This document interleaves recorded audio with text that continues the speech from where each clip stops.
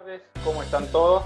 Bienvenidos a este tercer webinar de este segundo ciclo. Este tercer webinar sería el último de este segundo ciclo. Hoy estamos reunidos nuevamente con Walter Grijalvo. Contamos con la valiosa participación de un invitado que nos visita virtualmente desde Venezuela, el ingeniero Domenico Braca, quien nos va a exponer el tema de la NFPA 13, su reorganización y algunos cambios que hubieron con respecto a la anterior edición. Hola Walter, hola Domenico, ¿cómo están?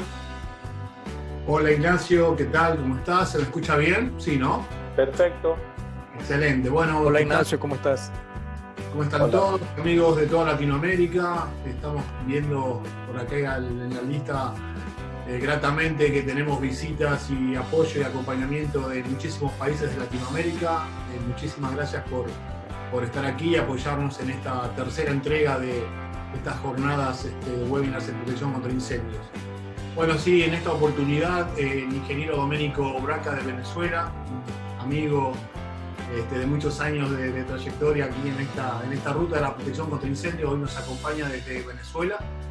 Y voy a hacer una breve presentación de Domenico para quienes no lo conocen. Domenico es un ingeniero mecánico de la Universidad Simón Bolívar de Venezuela, por más de 35 años de experiencia en el diseño, instalación y evaluación de sistemas de protección contra incendios, con énfasis en sistemas a base de agua, y más de 19 años como profesor universitario en la materia evaluación de sistemas contra incendios. Domenico es miembro de la NFPA, instructor oficial para la NFPA 13, 14, 15, 20, 24 y 25. Son más, pero esta es la lista que en este momento tengo. Domenico me hizo hincapié en eso. Son algunas más en las cuales Domenico se desarrolla como instructor oficial de la NFPA. En su relación como NFPA es certificado como especialista en protección contra incendios CEPI y también es certificado especialista en IPM por la NFPA.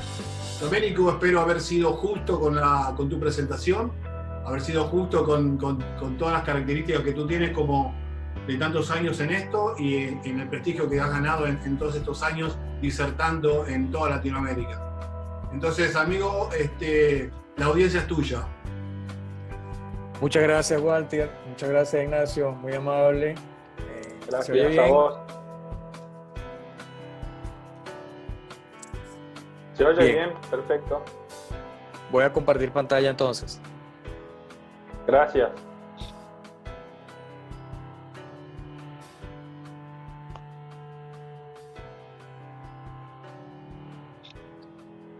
Un feedback, sí, cuando la tengan. Sí, ahí se ve la presentación, Domenico. Por favor, cerrá tu video. Gracias. Perfecto. Perdón. Se me pasó. ¿Listo? Se ve perfecto. ¿Estamos bien? Bien, bien. Perfecto.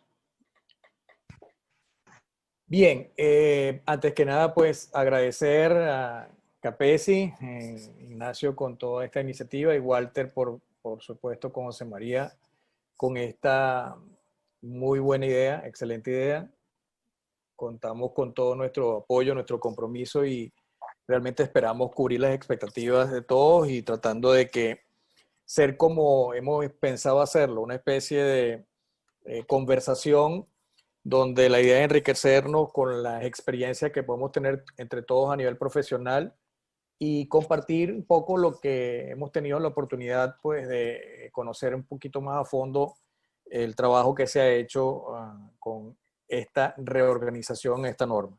El tema de hoy, como está titulado, vamos a entrar de una vez en la materia, es un resumen, tratar de plantear un resumen de lo que es o lo que fue la reorganización de la NFPA 13 en su edición 2019. Es un trabajo que realmente está marcando un hito a nivel de lo que es la protección contra incendio para quienes trabajamos en esto, sobre todo en la parte de rociadores.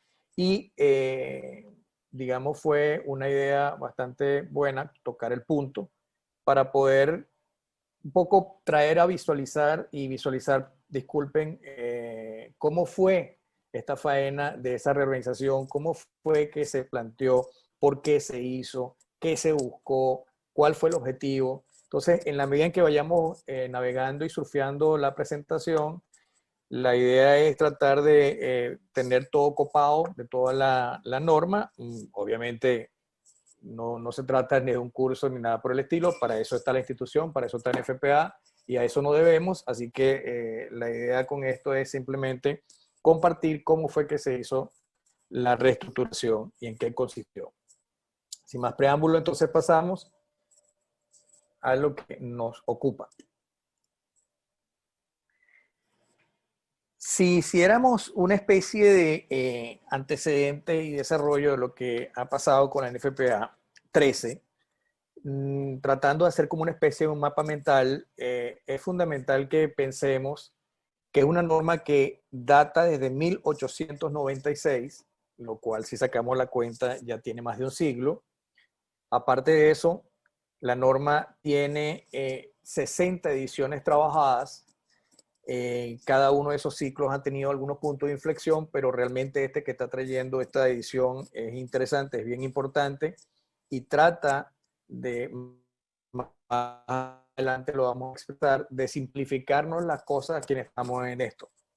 Aparte, ha ido creciendo en lo que significa el alcance a nivel tecnológico y no solamente eso, ha ido escalando también en conocimiento en todo el mundo. Entonces es una norma que goza del, digamos, el apego y el respeto de no solamente de nuestro continente, que es el marco regulatorio que más nos movemos, sino que también está bastante utilizada en el marco europeo y en el marco asiático. Pero entonces siempre tenemos que tener presente lo que estamos haciendo con la norma, con la 13, vamos a ver que es, sin temor a equivocarnos, la más conocida a nivel de todas las normas NFPA.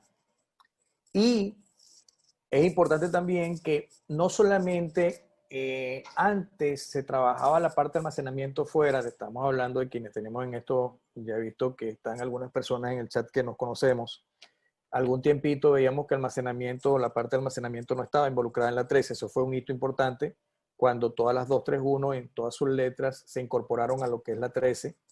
Y ahora lo que se está intentando hacer es tratarlo de hacer un poco más sencillo desde el punto de vista de lo que debe ser la planificación y el proceso de diseño de lo que son los sistemas de rociadores. Entonces, en la medida en que vayamos adentrándonos en la norma, vamos a ir viendo cómo estamos tratando de ver qué fue lo que se hizo.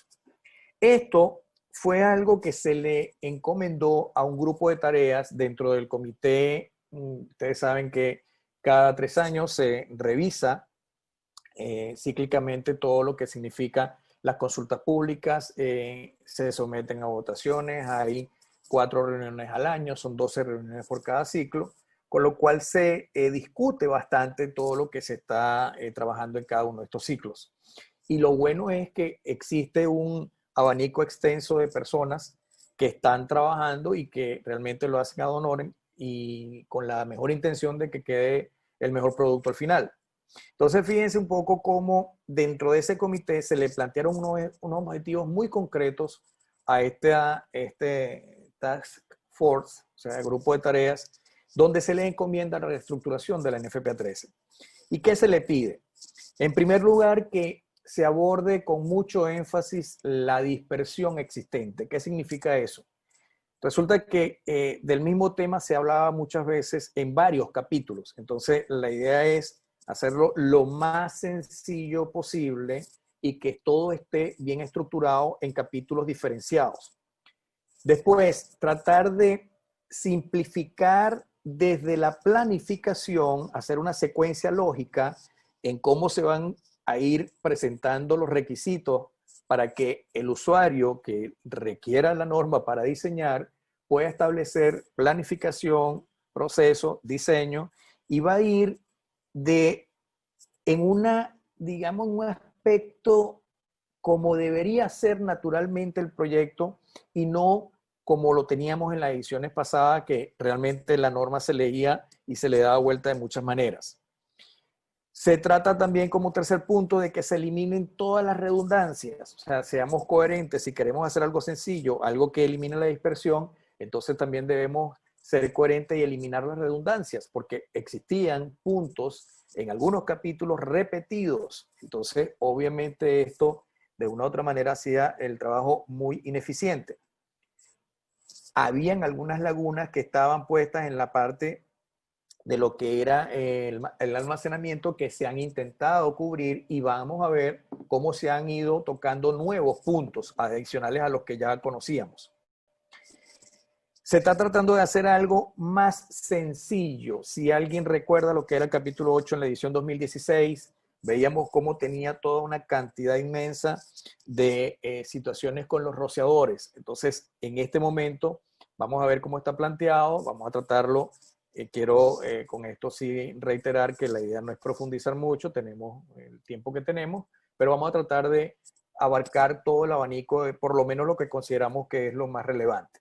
Entonces la idea era que ese capítulo 8 se reorganizara, y de hecho vamos a ver cómo se cambió. Y luego se le está permitiendo todo lo que significa el crecimiento que ha venido en el avance tecnológico los fabricantes, con las aprobaciones que han ido teniendo. En estos días comentaba uno de nuestros colegas que también ha tenido ser anfitrión en esta charla, Diego, cómo para poder llegar a tener una aprobación han pasado alrededor de 5 años en el caso de Tyco, desde que se fue, digamos, experimentado y puesto a tratar de que fuera listado. Entonces, este tipo de cosas nuevas, adelantos que los fabricantes han ido intentando hacer, también se ha permitido, y hay un capítulo en el cual se esboza completamente cualquier tipo de investigación que traiga a colación mejoras, bienvenida será, con unos factores de seguridad bien particulares, pero lo importante es que se deja, porque hay un periodo de 3 años hasta que no salga la nueva edición, en el cual obviamente van pasando cosas a nivel tecnológico con los fabricantes y con el listado y con los laboratorios que nos pueden traer mejores noticias cada día. Esto fue la encomienda que tuvo este grupo de tareas. Entonces veamos que cuando intentamos tratar de, ustedes lo que ven en pantalla ahora, es cómo ven algunas cosas repetidas, otras cosas dispersas. Esto fue lo que se intentó hacer. Entonces se trata de buscar esa coherencia y se trata de evitar la redundancia y tratar de simplificar la búsqueda para que el usuario, llámese diseñador o llámese revisor, llámese evaluador, tenga a bien un material que pueda ser, si entendemos que es largo, pero lo importante es que sea sencillo de entender y que se simplifique al menos la búsqueda. Por ejemplo, ¿qué se buscó con el capítulo 8? Entonces, el antiguo capítulo 8 lo que se está buscando es que este requisito de rociadores que estaba entreverado, como decimos en algunas partes de nuestra, digamos, continente, se busca hacerlo lo más sencillo posible y que se vayan apartando en un inciso, en un capítulo particular, cosas como las que estamos viendo aquí. Entonces, en el capítulo 9 vamos a ver cómo existe algo genérico para todos los rociadores, donde se está hablando de la posición, de cuál es el espaciamiento, dónde puede ser utilizado, pero estamos hablando a nivel genérico. No estamos hablando de la particularización como estaba antes. ¿Dónde comienza esa particularización? La comenzamos a ver en el capítulo 10. Entonces ya solamente el capítulo 10 es para rociadores de pulverización estándar de los 3 tipos, que son colgantes, son montantes y son de pared. Asimismo pasamos a los rociadores en el capítulo 11 de cobertura extendida. Igualmente los 3, colgantes, montantes y de pared. Pasamos igual a lo que son los rociadores residenciales, con unas innovaciones muy particulares que tienen en este caso. Luego pasamos a los rociadores Control Mode Specific Application o aplicación específica, que es el capítulo 13. Capítulo 14 nos espera todo lo que son los Early Suppressor Fast Response, que son los famosos ESFR. Y el capítulo 15 tendremos todo lo que significan rociadores desde un punto de vista normativo llamado especiales. Ya vamos a ver qué implican estos rociadores especiales. Lo que es interesante es cómo aquello que teníamos, todo este tipo, desde el capítulo 9 al 15 actual, lo teníamos todo condensado en el antiguo capítulo 8. Entonces, cuando se comienza a intentar tratar de hacer lo más sencillo posible, son este tipo de cosas lo que tenemos que entender. Que debemos leer el capítulo 9 y dependiendo de qué tipo de rociador vamos a utilizar o decidamos utilizar en algún proyecto, entonces en ese momento tenemos que ubicarnos en el capítulo correspondiente. Les comento algo desde ahorita porque hasta el final me lo van a oír decir. Esta norma permite tomar opciones, podemos tomar decisiones, pero si tomamos la decisión equivocada, obviamente el proyecto va a estar mal diseñado. Por ello es muy importante, y aquí les traigo un mensaje que es bien interesante, es que en la medida en que las cosas van cambiando en nuestros países, se supone que más vamos a estar pendientes de ir cada vez buscando ser más seguros. Este es el tipo de cosas que debemos mejorar. Entonces, esto es un ejemplo patético de lo que se trabajó y que se consiguió dentro de lo que fue la reestructuración de la edición 2019. Veamos en un proceso, en una carta, como una especie de flujograma, lo que hemos tratado de colocar aquí. Pensemos en algo. Alguien que va a diseñar esto, un sistema de rociadores, ¿cómo comienza? La inquietud de cómo va a pensar en hacer un diseño de un sistema de rociadores. Lo primero que deberíamos hacer es clasificar los riesgos, entendiendo que esta clasificación de riesgo no tiene nada que ver con la clasificación de la 1 o de la 5000, sino que es cómo ve nuestro sistema de agua la facilidad o complejidad de apagar un incendio. Entonces, esa clasificación de riesgo ya ahora cambia de capítulo. Antes la teníamos en el capítulo 5. Ahora vamos a ver cómo los riesgos por ocupaciones están en el capítulo 4 y los riesgos de almacenamiento están en el capítulo 20. Después de entender hacia dónde vamos a buscar la clasificación de ese riesgo, lo primero que tenemos que ver es cómo, de dónde va a salir el agua. ¿Y por qué decimos esto? Porque para nosotros, desde México hasta Argentina, es muy común poder observar que tenemos una disponibilidad de un reservorio, llámese tanque o llámese un reservorio natural o como fuera, pero no tenemos, como pudieran tener nuestros países amigos de Norteamérica, tanto Canadá como Estados Unidos o cualquier otro país desarrollado eventualmente, pudiera tener una garantía de caudal y presión en su red hídrica pública, donde eventualmente hay garantía de suministro de caudal y presión sin necesidad de un sistema de bombeo. En nuestros países entendemos que eso no es realmente factible. Entonces nosotros siempre vamos a estar pendientes que el suministro de agua va a venir de un sistema de bombeo y de un reservorio. Pero en esos países sí es factible que exista suministro de agua y que tienen que ver otro tipo de variables que no nos ocupa a nosotros investigarlas, pero en la norma está. ¿Por qué? Porque la norma obviamente está hecha allá. Entonces, antes, ese capítulo, creo que si no me equivoco, no soy muy bueno hablando de memoria, creo que era el 23 o el 24, pero fíjense cómo hoy en día está de hecho en el capítulo 5. Entonces es una de las primeras cosas que vamos a ver en este flujograma. Siguiendo en este flujograma, ¿qué tenemos? Las tuberías, y vamos a ver cómo apenas después de pasar el suministro de agua, entramos en lo que son las tuberías subterráneas y todo lo que son los componentes de parte de la tubería aérea. En el caso de la tubería subterránea, es una copia de la NFPA 24, completamente para la parte de las redes subterráneas.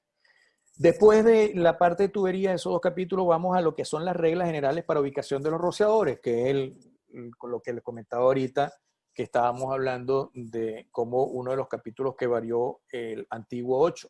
Entonces, la idea es, a nivel general, cuáles son las limitaciones, cuál es el área máxima que puede tener cualquier tipo de rociador, cómo debe trabajarse el área de diseño de rociadores, por qué es L por S o por qué es S por L, como lo querramos ver, pero ya comienza a hablarse de cosas bien en la medida en que, digamos, una persona que nunca ha leído la NFPA 13 anteriormente, si la ve ahorita, la va a entender mucho más que si esa misma persona la pusiéramos unos 3 años atrás a leer la edición 2016.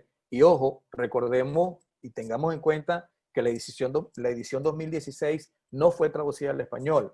Ese es un gran esfuerzo que está haciendo NFPA ahorita y que podemos decir con creces que lo estamos sobrellevando.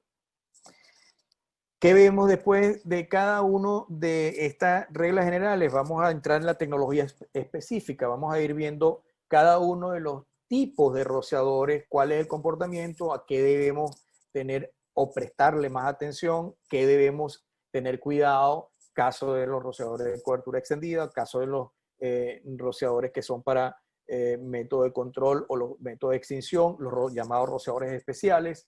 Todas estas, cada una de estas características a fondo están explicadas en esta secuencia. Luego pasamos a los rociadores de almacenamiento, y en los rociadores, para que puedan trabajar a nivel de almacenamiento, vamos a ver cómo lo que estaba antes un poco enrarecido, ahora está bastante más claro, diáfano. Vamos a ver cómo hay una tipificación para rociadores, densidad de área para almacenamiento, rociadores para control modo de aplicación específica, rociadores SFR y rociadores para estantería. Entonces, ahí están las 4 tipificaciones y antes de cada una de ellas está un capítulo genérico similar a como estamos en los rociadores para ubicación. De manera que comenzamos a ver las dos vertientes muy claramente diferenciadas, riesgo por ocupación, riesgo por almacenamiento, pero en ambas vertientes tenemos desde lo más genérico a lo específico. Este de rociadores de estantería es el capítulo 25, sería la última fase de lo que son los rociadores para cuidado de almacenamiento. Hay la clarificación de manera explícita que antes habían algunas cositas que podían entenderse como que eventualmente no estaba todo muy claramente definido porque se decía de que un cuarto eléctrico no podía permitir algún tipo de 4 facetas muy concretas para que pudiera no llevar rociadores, pero ahora en esta edición ya se incluye taxativamente la palabra de que no se puede permitir ningún tipo de almacenamiento de ningún tipo, o sea, ya está antes que dentro de ese tipo de cuartos, una de esas 4 condiciones de que no exista almacenamiento. Hay algunos tipos de requisitos nuevos que se han sacado en los rociadores residenciales, tienen que ver con la parte de las vigas de madera, con la parte de las, digamos, obstrucciones permisibles y nos van a permitir alguna holgura adicional, cosa que antes no teníamos. También está especificado. Luego tenemos dónde está definida cuál es una percepción muy concreta que siempre la norma ha tenido desde hace 2 ediciones, donde ha intentado el marcaje de lo que son los puntos nuevos con la N, la sombra para lo que ha sido modificado, los corchetes, lo que ya sabemos a nivel de quienes nos leemos la norma y conocemos la metodología. Existe algo que al final se lo voy a presentar como una referencia cruzada entre el punto donde estaba la edición anterior con el punto donde está esta edición actual, tomando como parámetro inicial de búsqueda la edición anterior, que supuestamente es la que conoce el usuario que ya venía trabajando en la edición 2016. Y finalmente, este cruce dentro de la presentación, le tengo una muestra para que podamos observar un poco qué es lo que se permite y se define en esa reestructuración, de manera que quien lo está viendo, quien la está asumiendo, puede tener algún tipo de información adicional. Entendiendo que esto que quisimos hacer era una especie de ese mapa mental para ese antecedente ser más explícito, entramos ahora en materia y vemos cómo el alcance, cuál es el propósito y qué limitaciones tiene lo que quiere abarcar esta norma. Quienes me conocen un poco, nos conocen, saben que no nos gusta tener mucho texto, pero bueno, hay veces que tenemos que hacerlo y en la definición de alcance es una de ellas. Fíjense cómo el primer punto indica que la norma establece los mínimos requisitos para diseñar los sistemas de rociadores automáticos y sistemas para protección contra exposiciones que puedan estar comprendidos en la norma. Pero lo que sí es interesante es que de una vez ya nos aclara que el sistema rociador está diseñado para un solo incendio a la vez. Y esto creo que a partir del 2010 fue que se comenzó a colocar de manera explícita porque había cierta ambigüedad, a pesar de ser una norma que tenía más de un siglo, fíjense cómo cosas como esta no estaban. Ya esto lo que hace es remarcar de manera que estemos claros que este es el alcance. Entonces, no vamos a pensar que vamos a poder tener más de un incendio por edificio, más de un incendio por planta industrial, de manera que siempre estemos claros que los diseños se hacen pensando en que existe un incendio a la vez.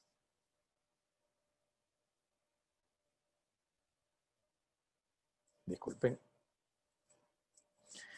¿Cuál es el propósito? Proveer un grado razonable, y esta razonabilidad entendemos que es de protección contra incendios para la vida de las propiedades, donde se supone que todo lo que estamos haciendo aquí, aparte de estar con una secuencia lógica, está basado en unos principios de ingeniería, está basado en datos de prueba, está basado en experiencia en campo. Entonces, obviamente sabemos que Hazen-Williams es la que trabaja la parte de las pérdidas por fricción en todo lo que son la mayoría de los sistemas calculados por agua en los sistemas contra incendio. Algo tenemos de Darcy Weisbach, y lo que es interesante es entender que los datos de prueba y la experiencia en campo, ¿de dónde lo estamos sacando? De los países que realmente llevan esta investigación, este desarrollo, y los fabricantes que tienen la intención cada día más de poder tener la tecnología de punta. Entonces, en estos países donde sí se lleva estadística, donde los laboratorios sí están trabajando constantemente y donde se invierte y los fabricantes invierten en este desarrollo, es de donde me trata que obviamente luego en los papers que nos enteramos antes de pasar por la norma nos permiten conocer un poco más.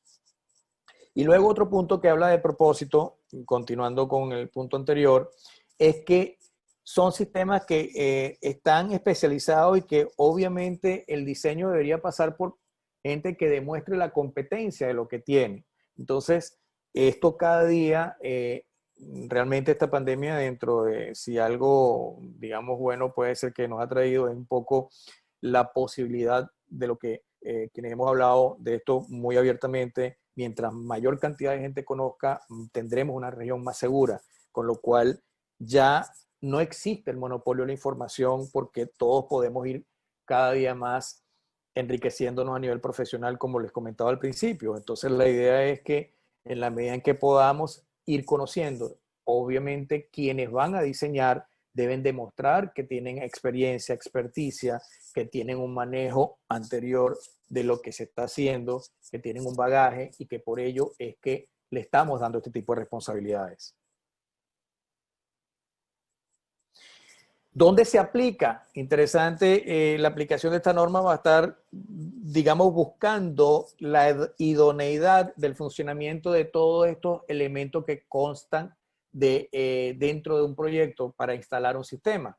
Vamos a tener el suministro de agua pendiente, estamos hablando del tanque y la bomba en el caso nuestro, aunque en otros países podemos ver de cuál es el suministro de la red hídrica. Estamos hablando del elemento por el cual descarga el agua, que es el rociador. Estamos hablando de los accesorios que están en todo este tramado que es el sistema. Estamos hablando de las tuberías, bien sean subterráneas o aéreas.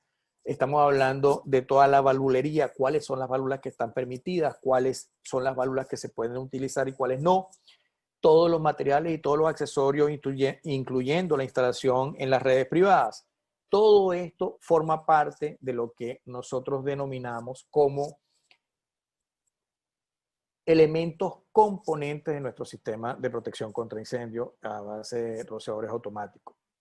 Y lo que es interesante también es que toda la edificación debería estar protegida mediante el sistema de rociadores automáticos, exceptuando donde específicamente la norma nos indica que se permite la omisión de ellos.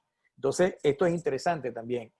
Y esto lo trato de concatenar con lo que hablábamos al principio de que un incendio a la vez. Es por ello que aquí, por ejemplo, esta norma no se ocupa de sistemas aerosoles ni tampoco sistemas que tengan la parte hidráulica a alta presión, porque en ambos casos sabemos que en la falla de una manguera en la parte hidráulica a presión o en algún tipo de aerosol que se va llevando el incendio a otros tipos de lugares desde donde se genera, al igual que la manguera que le explicaba anteriormente, ninguno de esos dos sistemas están ventilados o están previstos para poder trabajarse con sistemas de rociadores automáticos.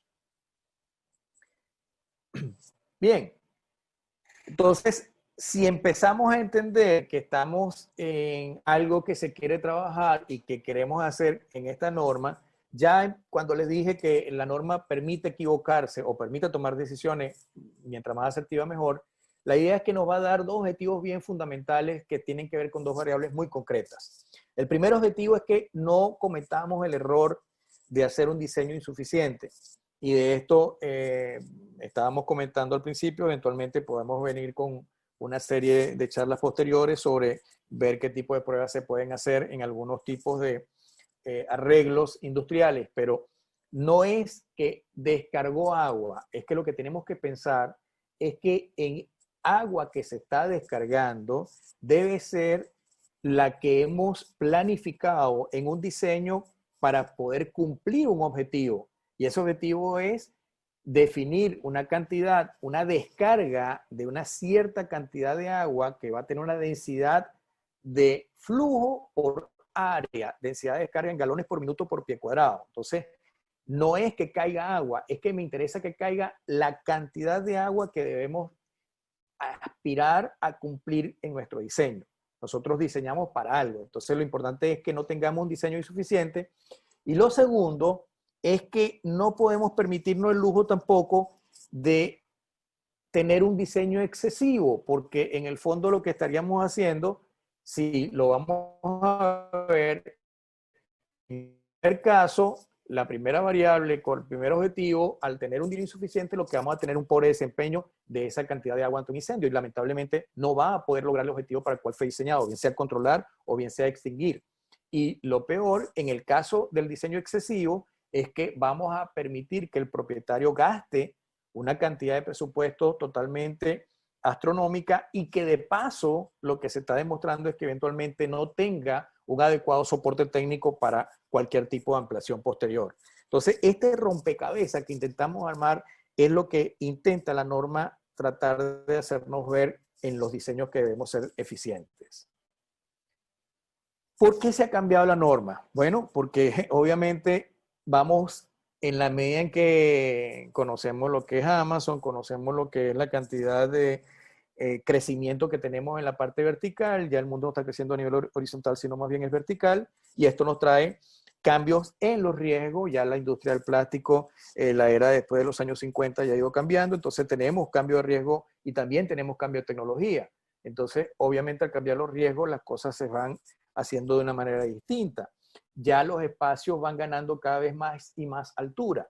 Entonces vemos cómo esta rendija que nos deja la norma para los fabricantes la están aprovechando muy bien y están invirtiendo, obviamente, en investigación, desarrollo y están haciendo pruebas. Y quienes tomen la vanguardia en ello van a poder tener aprobaciones que la norma lo permite en su equivalencia, con que pueda hacer cosas mejores. Disculpen. ¿Qué implica entonces? ¿Por qué se cambia? Porque tenemos que reorganizarnos, tenemos que adaptarnos a esa lógica de la sencillez para pasar desde la planificación, como lo que sería cualquier proyecto manejado con PMI, hasta el diseño y obviamente a la culminación, perdonen, del proyecto en el tiempo que fue supuestamente diseñado. Se eliminaron los puntos de redundancia, entonces eso es lo que puede ser el mayor aporte en valor que puede tener la parte del cruce de referencia que vamos a ver al final. Se está tratando de estar al día con los fabricantes en la evolución que ellos tienen a nivel de investigación y desarrollo.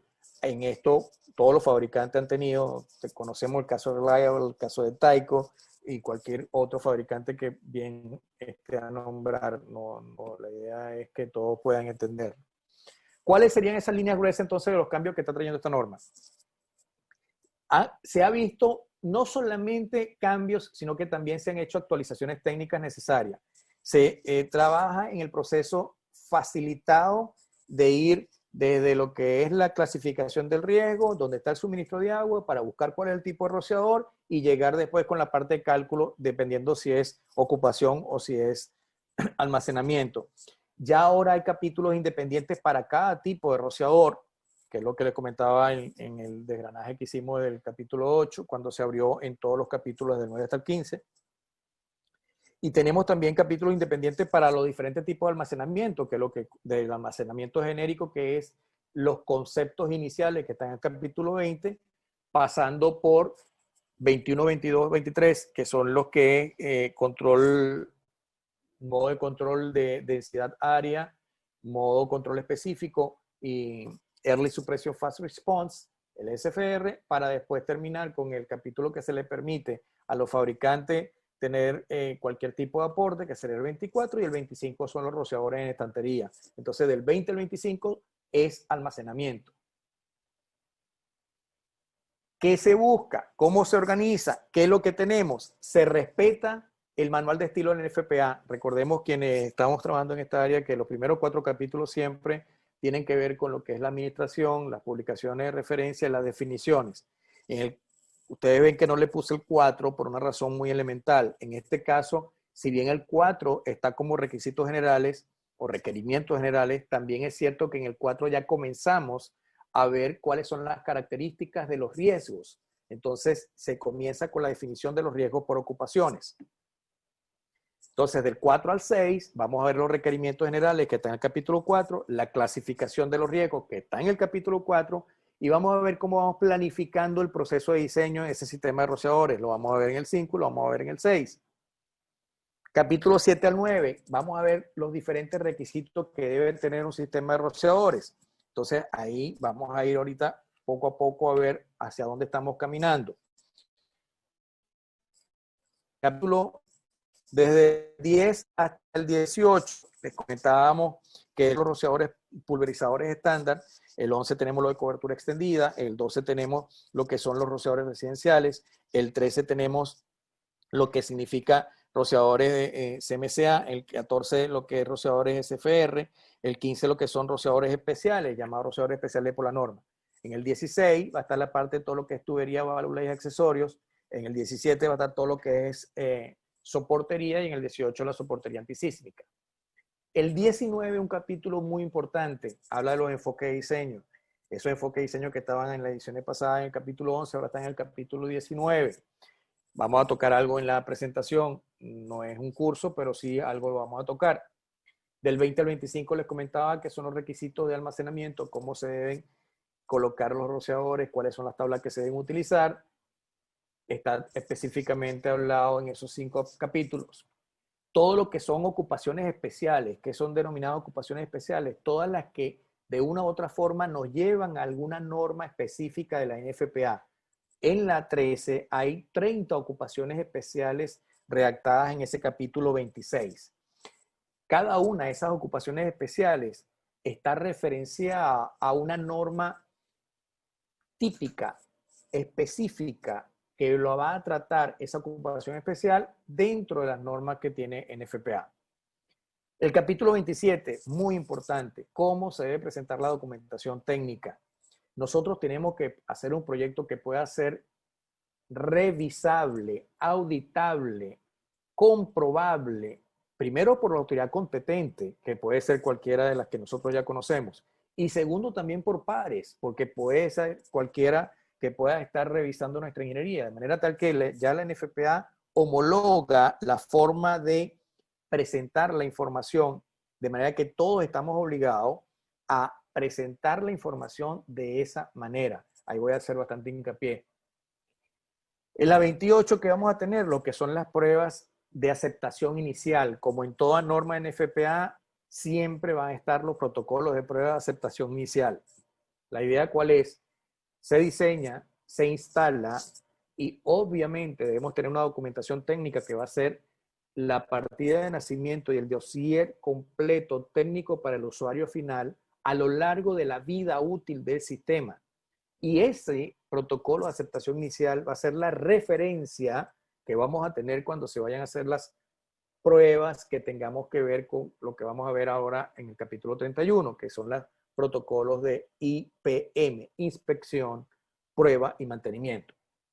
El capítulo 29 y 30 son muy particularmente, el 29 es algo que trata de hablar cuando se van a modificar sistemas existentes, qué tipo de prueba debemos hacer. Ya nos indica si hay una cantidad por encima de tantos rociadores, debemos entonces hacer tal tipo de prueba, una prueba estática, qué tipo de prueba debe hacerse si tenemos una modificación en un sistema seco, y así ya las cosas están mucho más tipificadas.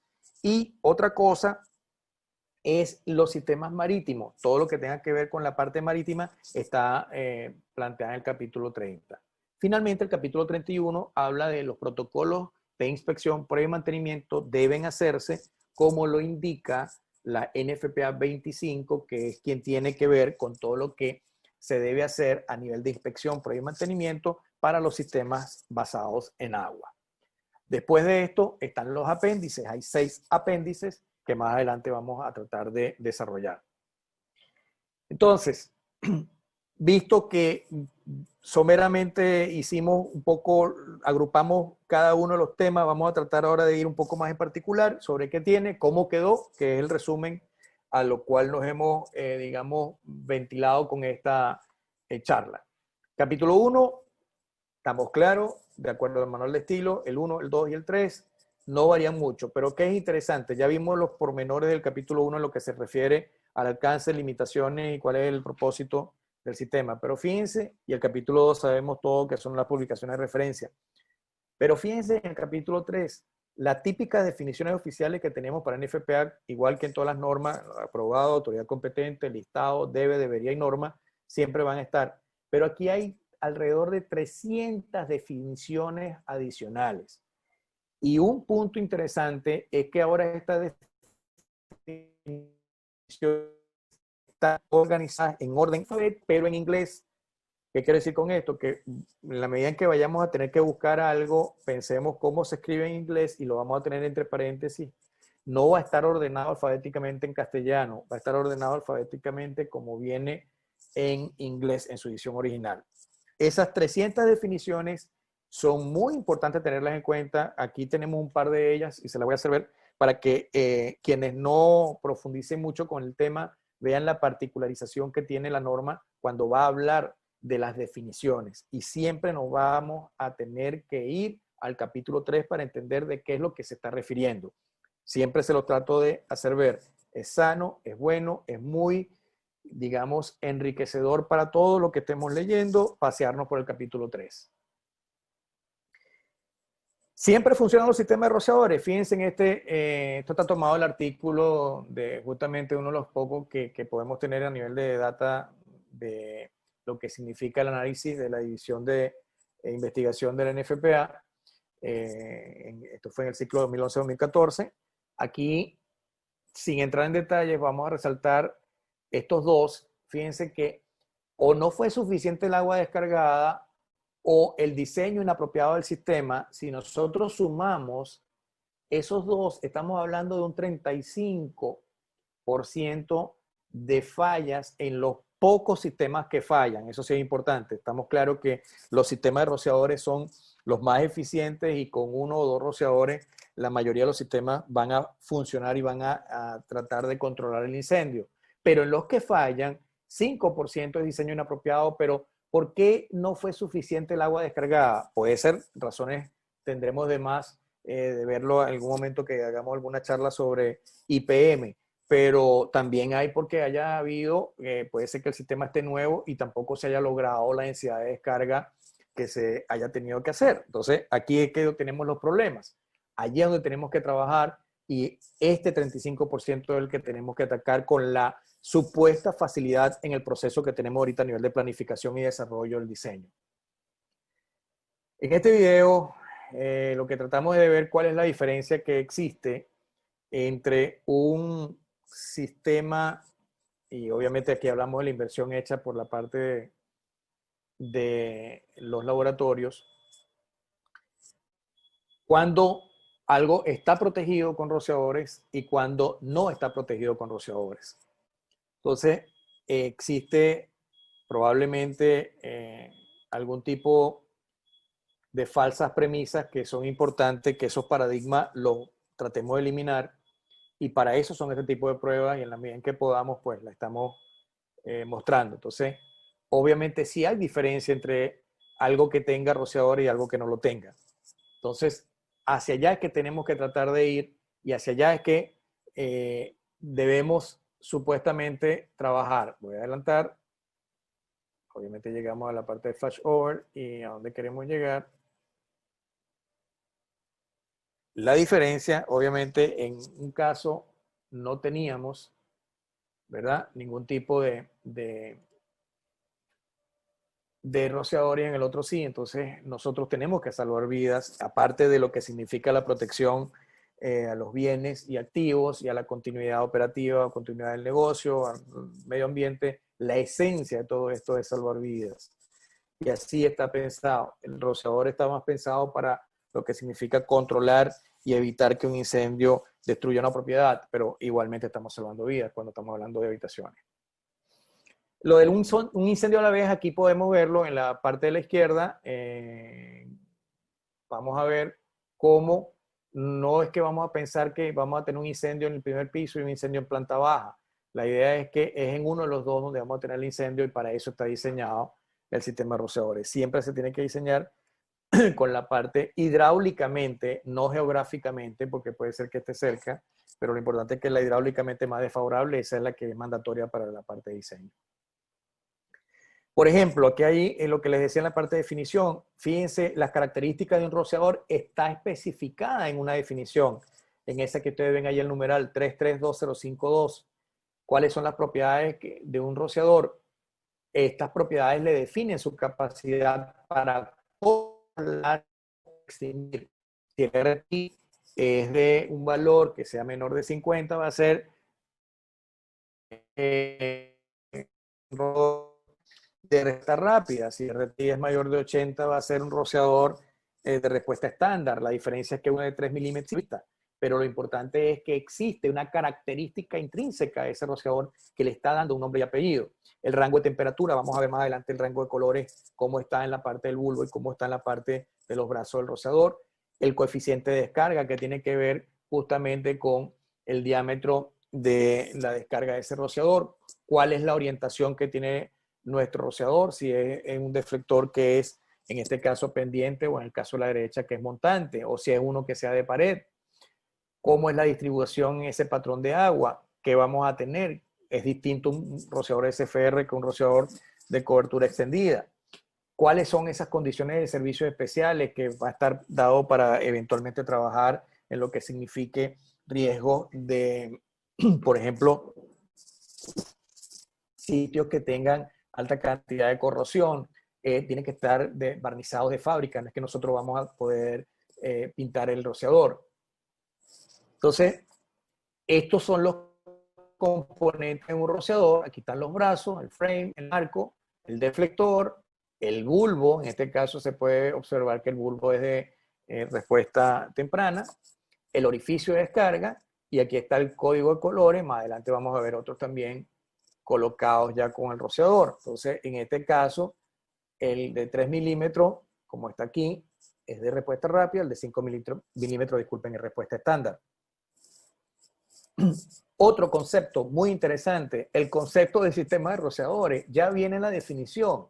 Entonces, me permito leerlo. Sistema activado por el calor proveniente de un incendio y descarga agua sobre el incendio y consta de una red integrada de tuberías diseñada de acuerdo con normas de ingeniería de protección contra incendio que incluye una fuente de suministro de agua, una válvula de control de agua, una alarma por flujo de agua, un drenaje y una red de tubería hidráulicamente diseñadas a la que se fijan los rociadores con un patrón sistemático. Entonces, esto no puede ser pensado con debido respeto a nivel profesional por un plomero que no tenga las competencias por lo menos mínimas de trabajo. Entonces, es allí donde queremos hablar de lo que significa la especialización en la competencia, y es muy sano este tipo de foros y de charlas. Bienvenidas sean. Aquí vemos un paso a paso cómo en la medida en que se va calentando, los gases calientes que están van a hacer que digamos, el espacio de aire que hay dentro de este líquido tiende a expandirse hasta que lo comprime completamente, lo rompe, y cuando lo rompe aquí tenemos la descarga de agua. Entonces, esa es un poco la forma de verlo poco a poco. Vamos a verlo. Aquí está ya en la descarga, en plena descarga. Este es el caso de lo que es el deflector, y aquí está el patrón que viene con un paraguas en caso que nos ocupa. Entonces, viéndolo mejor en el caso de este video muy rápido, para quienes no han tenido la oportunidad de verlo, entonces aquí vemos cómo al aumentar la temperatura, esa parte de ese retén mecánico que es está aguantando la descarga de agua, pues al caerse ya no tiene ningún tipo de soporte y va a descargarse el agua. Entramos a la clasificación de ocupaciones, no nos vamos a extender mucho en esto, que ya lo conocemos. Entonces tenemos riesgo leve, ordinario grupo 1 y 2, extra 1 y 2, y hay las famosas ocupaciones especiales que ya les hablábamos. Esto está bastante trillado y bien explicado en el capítulo 4. Aquí hemos traído algunas pequeñas fotos que nos puedan traer un poco qué es cada uno de los tipos de riesgos. En este caso, riesgo ligero. Riesgo ordinario grupo 1, no hay mucha combustibilidad ni inflamabilidad, ni el material no tiene mucho de qué ocuparse. Los centros comerciales, riesgo ordinario grupo 2. Todo esto está tipificado y hay un buen material en el apéndice que nos ayuda. Riesgo extra grupo 1, los hangares, la parte de fabricación, y esto es lo mismo, pero donde trabajamos con sustancias que tienen ya líquidos combustibles, buena porción de ellos. Entonces, ¿qué es lo que es importante? Volvemos a lo mismo. Ahora nosotros ya vimos todo lo que eran los tipos de riesgo. Ahora, ¿qué estamos pensando? Si tuviéramos no solamente una edificación, sino tuviéramos una red, cualquier acceso industrial donde tenemos varias edificaciones, un sistema de diluvio, 2 sistemas rociadores, uno por ocupación, uno en almacenes, nuestro suministro de agua no va a ser la red hídrica de la ciudad como es desarrollado. Va a ser un reservorio con una casa de bomba y con una red de agua que está, esto es obviamente esquemáticamente ilustrativo para fines didácticos. Entonces, hacia eso es lo que nosotros nos estamos refiriendo cuando estamos viendo, tenemos que calcular muy bien nuestro suministro de agua para no quedarnos cortos, y nuestro sistema de bombeo tiene que ser bien diseñado también para que no tengamos problemas. No es igual a cuando estamos trabajando, aquí tenemos una red que estaríamos en algún tipo de país de los desarrollados que de una u otra manera el tanque lo vamos a tener, este reservorio lo vamos a tener lleno con nuestra casa de bomba, y de aquí vamos a darle el suministro de agua a nuestros sistemas rociadores, que eventualmente puede haber un conato, un incendio, un peligro, un riesgo, a que yo pueda tener un suministro desde la red hídrica de la ciudad. Entonces ya tendríamos que pensar en el bypass y toda una serie de cosas que no nos ocupa a nosotros en nuestro momento por ahora. ¿Qué requisitos hay para los componentes y accesorios? Lo que es interesante ver ahora que esto ya está dentro del capítulo 7, la referencia que tiene la norma para quienes no lo han podido observar, ven que ya en la 19 está K28, pero sabemos que ya hay K32, K33, K34, entonces sabemos que en esto los fabricantes van bastante más rápido lo que va la parte normativa, pero como una acotación, lo que me permito decirles es que fíjense que esto se toma como el 100%, que es a 5.6, con lo cual veamos que cada vez que se duplica es 11.2 200%, luego 16.8 300, 22.4 400 y 28 500. Entonces aquí ven cómo va escalando y obviamente la cantidad de agua que vamos a sacar por estas cajas van a ser mayores.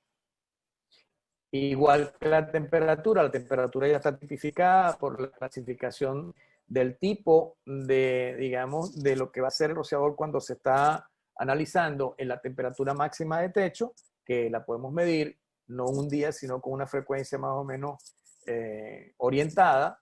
Vamos a ver cuál es el rango de ese rociador, cuál es la clasificación de temperatura, su código de color de bulbo, que es la última columna de la derecha, y el código de color en el frame cuando no es de bulbo, sino que es la soldadura eutéctica, lo que es el retén que no descargue el agua.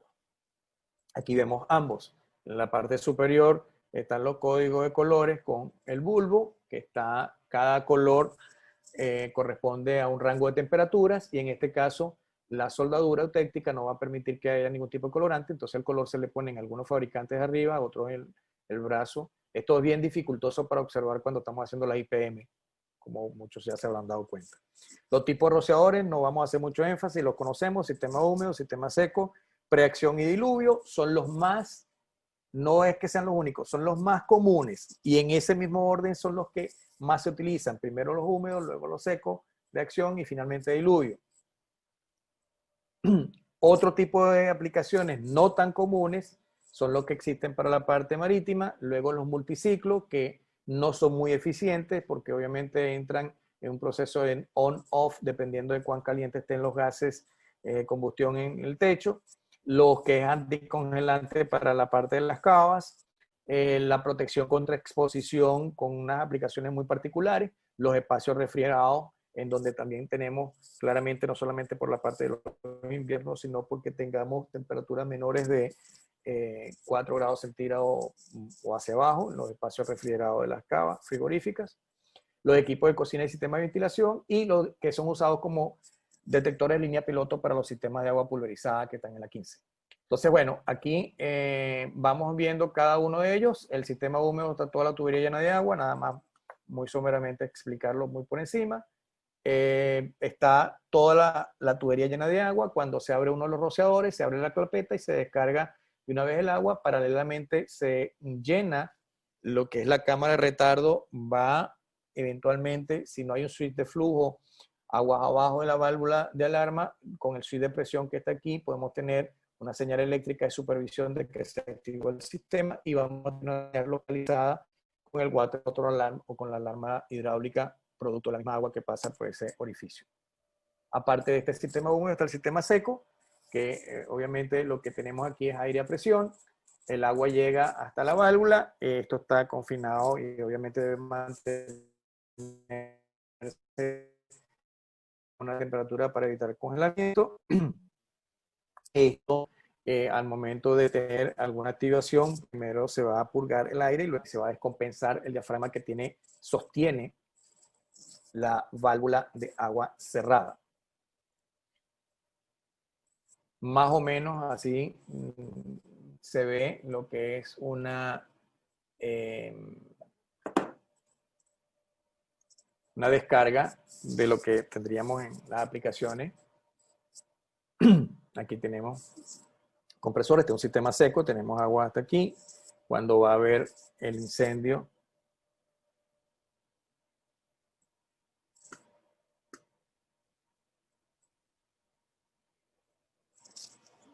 disculpen si voy un poco rápido, trato de estar a veces contra reloj, pero valga la acotación si trataré de dar un poco más de espacio.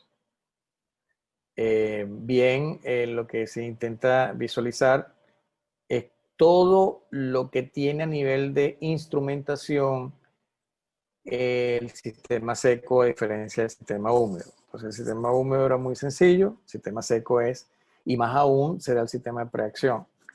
Entonces cuando ya el diafragma no permite sostener la presión que tengo debajo de la válvula, pues vence la presión de agua y ahí viene la descarga que vamos a tener posteriormente en los rociadores que se hayan abierto.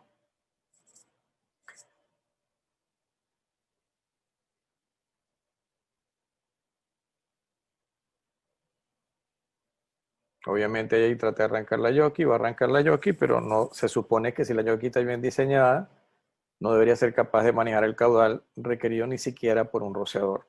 No es tema de la charla, pero obviamente lo que siempre es bueno conversar de esto.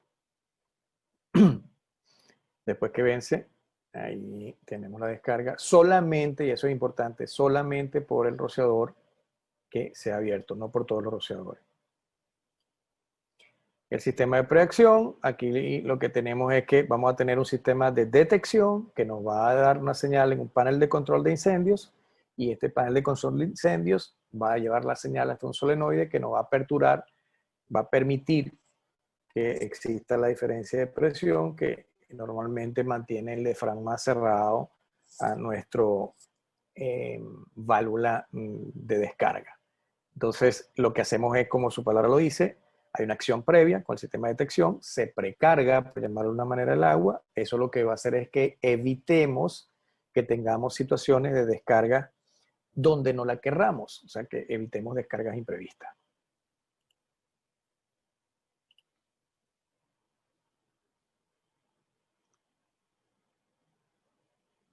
Siempre el video trata de mostrar un poco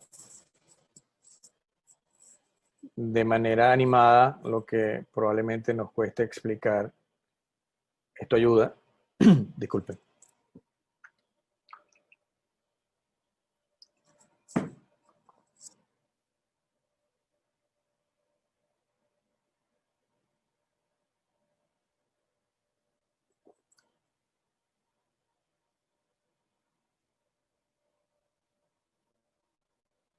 Este es el típico cuarto de máquinas en una edificación.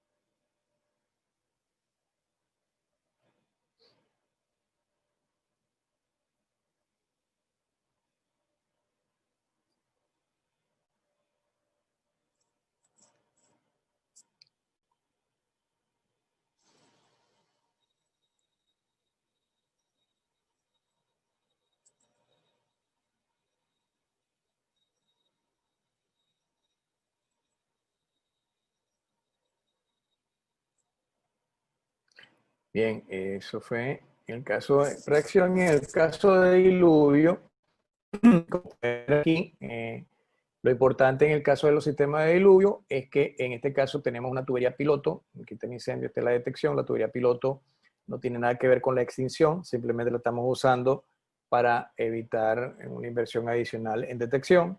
Pero este diafragma, que es el que mantiene la válvula cerrada, cuando se abren estos que funcionan como detectores térmicos en este momento, entonces al descompensar la presión el diafragma se va a abrir y lo que va a pasar, lo que usted ven a la derecha, que se descarga, pasa el agua por toda la válvula de diluvio y se va a descargar por los rociadores que están abiertos o dependiendo si fueran boquillas, dependiendo de qué tipo de sistemas tenemos. En este caso sí están todos abiertos. Hay algunas aplicaciones muy particulares. Aquel era con detección piloto y esto es con detección térmica, detección de humo, detección electrónica, donde vamos a llevar la señal a un panel de control. Este panel de control vía solenoide, pero obviamente tiene que haber un panel de control porque esto está normalizado con la 72 y de allí, de este panel, llevamos la señal a la apertura de esa válvula solenoide que nos va a permitir abrir la válvula de diluvio y, como ustedes ven a la derecha, descargarse. Entonces también de esto hay un pequeño video para tratar de visualizarlo. Si no hubiera el sistema de diluvio, pasarían cosas más graves.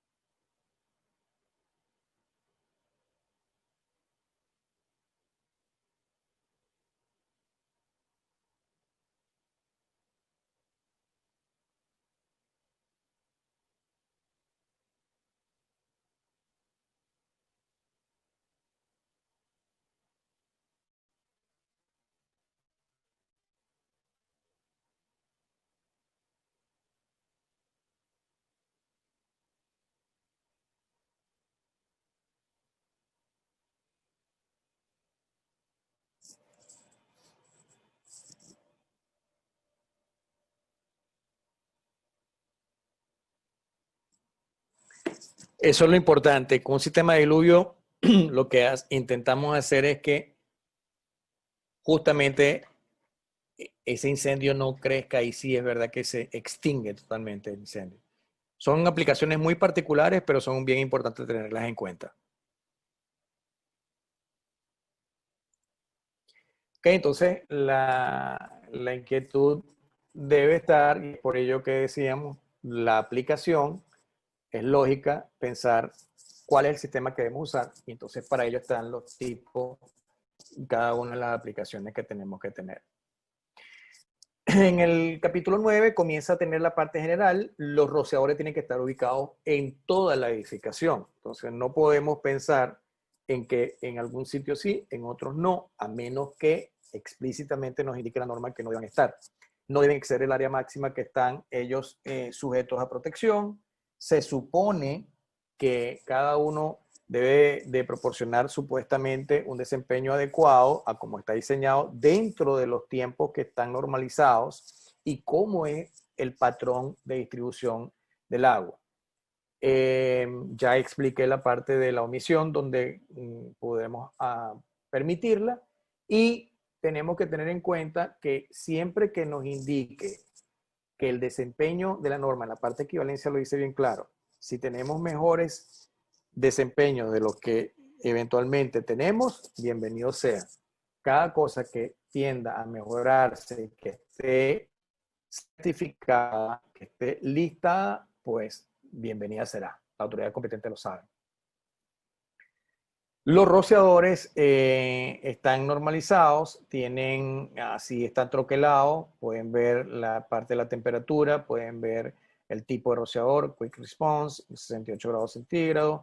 Aquí ven que está el rombo de FM y aquí está el círculo de UL. Este es un rociador pendiente. Aquí están el modelo del rociador.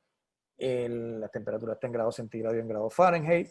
Entonces, lo que quiero decirles con esto es que hay toda una industria detrás de la parte de rociadores, donde quien no quiera estar dentro de lo que debe ser el listado, o él está trabajando muy bien y está haciendo una pesquisa cuando se lo pedimos a todo nivel. Así que cada uno de nosotros puede ser portavoz de lo que vea que eventualmente no sea adecuado ni correcto, perfectamente lo puede mandar a revisar a nuestros amigos pues de UL, Eduardo, Carlos, los que están en Argentina, los que están en México.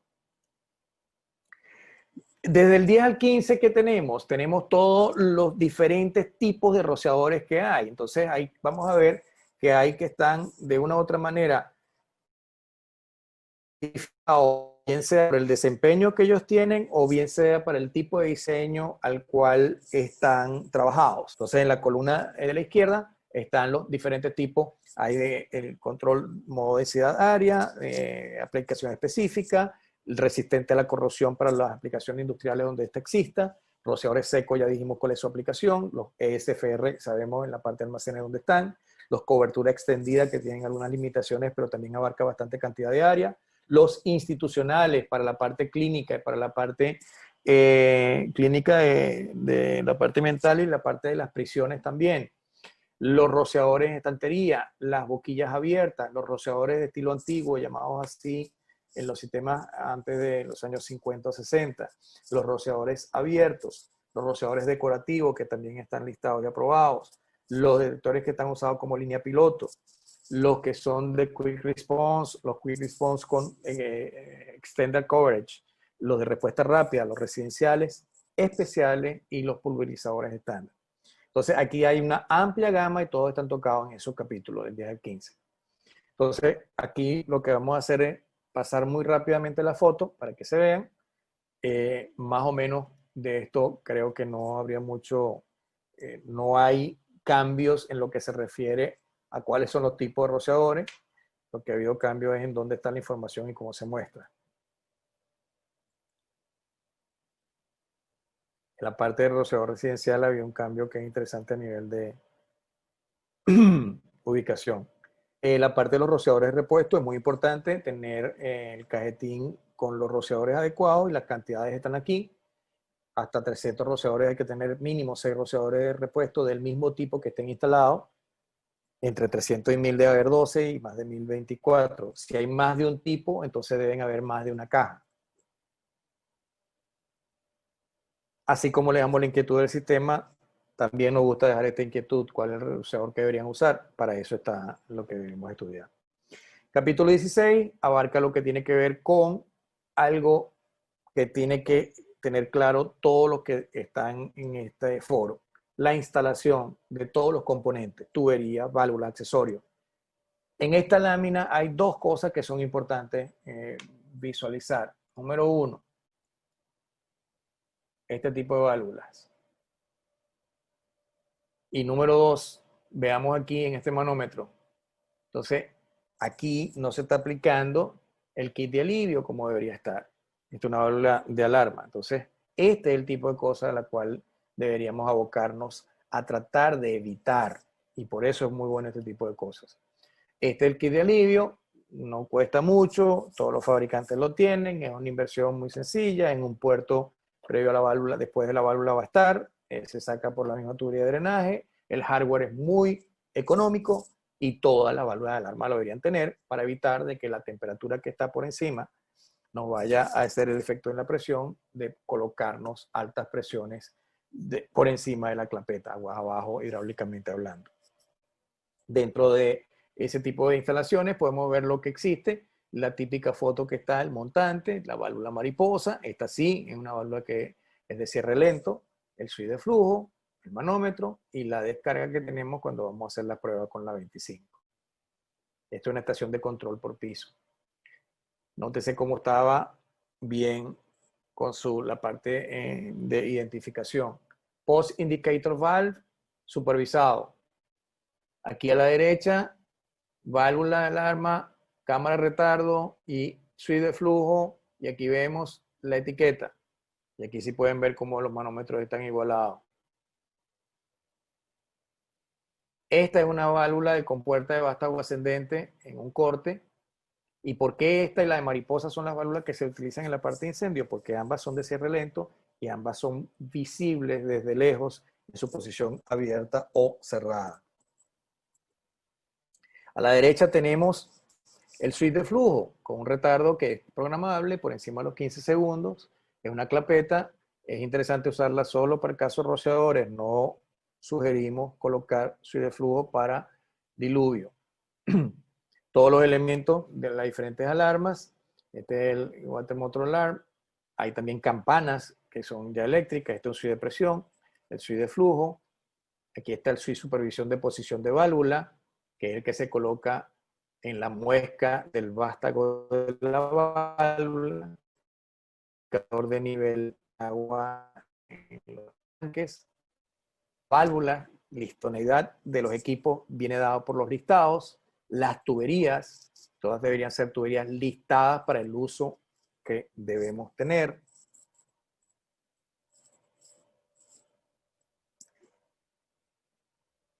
Importantísimo, las placas de identificación. La norma es muy enfática en lo que corresponde a información general y a información hidráulica. Son dos tipos de informaciones distintas y todas las válvulas deberían tener, como ustedes ven en la parte del arreglo de la izquierda, su identificación en su posición normal.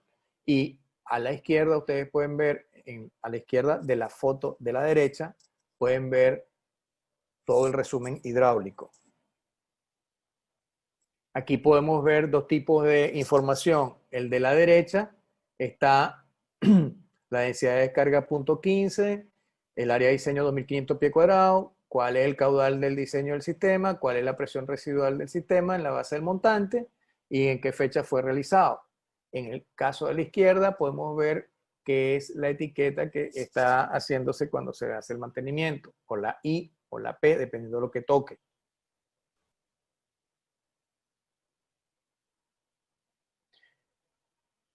Importante, este switch de supervisión es el que nos va a indicar cuando existe un intento de cierre de la válvula o de saboteo o eventualmente alguna operación no manifestada en un centro de control. Si lo tenemos supervisado con un panel de control, vamos a obtener la respuesta de manera inmediata.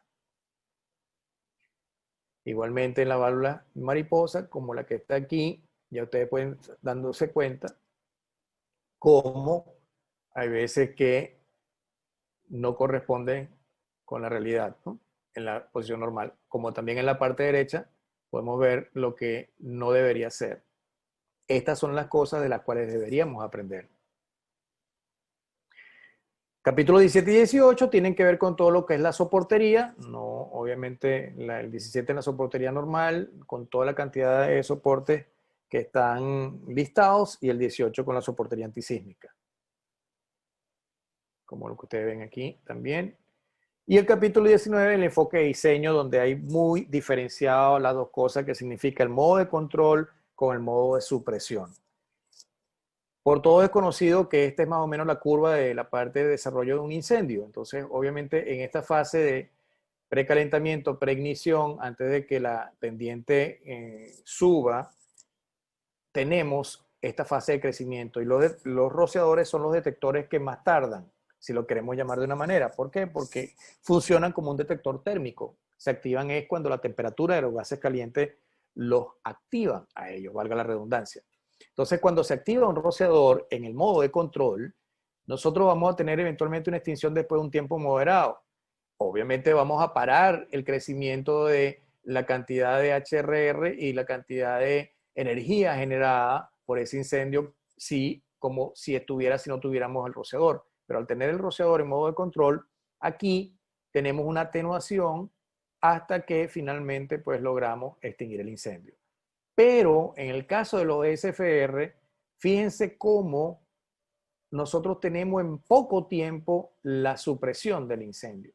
¿Qué le queremos decir con esto? Que obviamente digamos, el caudal con que un SFR atraviesa la columna de gases calientes es una densidad de descarga bastante buena para que pueda vencer a la pluma de los gases calientes. Entonces, esa es no nos interesa que exista mucha separación para que se vaya a intentar, digamos, diluir o desperdiciar esa agua. Interesa que esa agua caiga donde tiene que caer.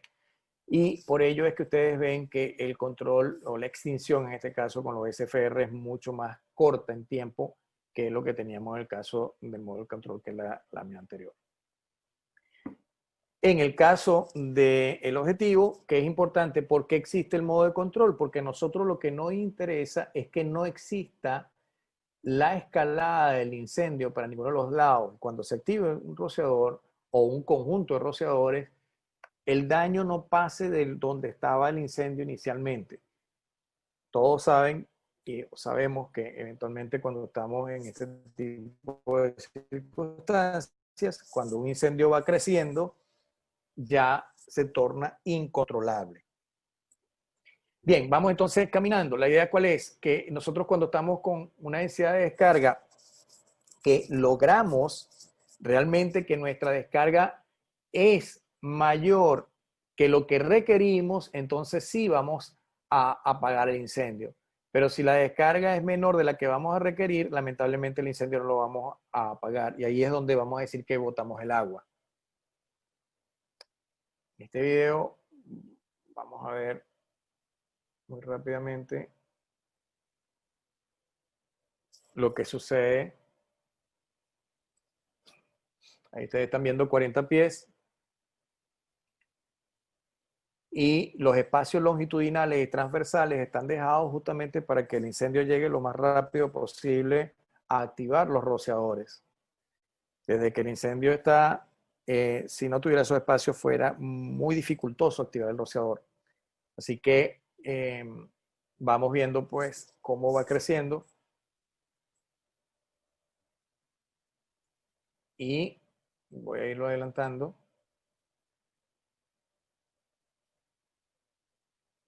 A los efectos.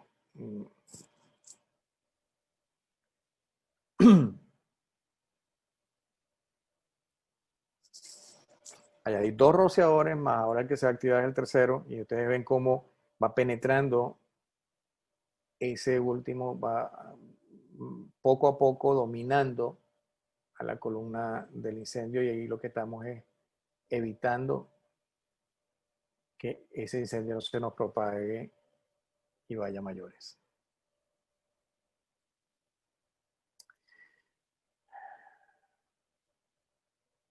Ya no video. El sistema de diluvio, para los que pudieran ver el uso, así como vieron el video, también puede ser usado con sistemas de espuma. Esta es una aplicación muy particular para almacenamiento de líquido combustible. Y finalmente vamos a ver un poco lo que tiene que ver con todo lo que son los criterios de diseño que tienen que desarrollarse en ese enfoque de diseño. Tenemos que primero estar claro en cuál es el tipo de sistema que vamos a escoger, cuáles van a ser las variables hidráulicas, que son dos, caudal y presión, qué tipo de tubería vamos a tener, cuál es el área que vamos a proteger con este sistema y qué características vamos a tener del rociador escogido. Todo esto está contemplado en la norma. Entonces, nosotros ¿qué tenemos que estar claro? ¿A qué se define como área de diseño? ¿Cómo se hace el cálculo? Ya de esto más o menos hablamos anteriormente. Tiene que ser esa área con una geometría tal cual que la cantidad de rociadores sea mayor que 5. Entonces, nosotros lo que tenemos que estar claro es que ese proceso de ese diseño hidráulico va a estar contemplado por estas curvas, y esta curva es una figura en el caso de riesgos por ocupación. Podemos estimar el caudal como el área de diseño que está contemplada en la ordenada por la densidad de descarga que está contemplado en la abscisa.